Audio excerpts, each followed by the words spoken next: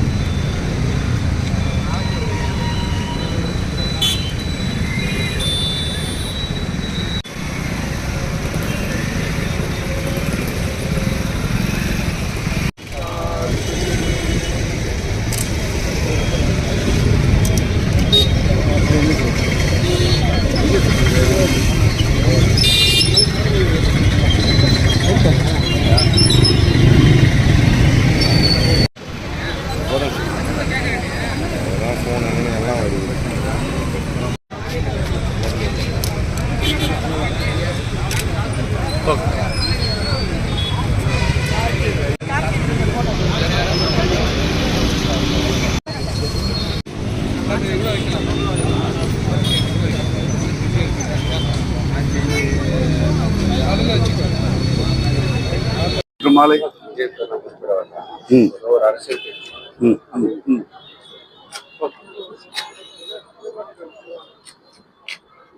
நேற்று மாலை கரூரில் ஒரு அரசியல் பிரச்சாரத்திற்கு ஏற்பட்ட ஒரு அசம்பாவிதத்தில் 40க்கும் மேற்பட்ட உயிர்கள் பலியாகி தமிழகமே வருத்தப்படும் ஒரு இக்கட்டான சூழ்நிலையிலே தள்ளப்பட்டிருக்கிறது.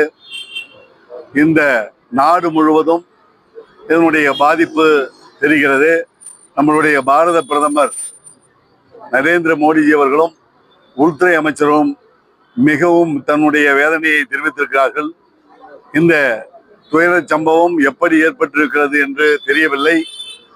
இனி வரும் காலங்களில் இதுபோல் நிகழாத வண்ணம் இதற்கு உரிய விசாரணை உச்ச நீதிமன்ற நீதிபதியை கொண்டு உரிய விசாரணை செய்து ஏன் நிகழ்ந்தது என்பதற்கும் இனி வரும் காலங்களில் இதுபோல துயர நிகழ்வுகள் நடக்காமல் இருப்பதற்காகவும் ஒரு உயர்நீதிமன்ற நீதிபதியை வைத்து ஒரு உயர்மட்ட விசாரணை ஏற்படுத்தி அதை அறிக்கை தாக்கல் செய்ய வேண்டும் என்று பாரதிய ஜனதா கட்சியின் சார்பாக கேட்டுக்கொள். 40 உயிர்களை இழந்து வாடும் ஒவ்வொரு குடும்பத்தாருக்கும் பாரதிய ஜனதா கட்சியின் சார்பாக நாங்கள் ஆழ்ந்த இரங்கலை தெரிவித்துக் கொள்கிறோம்.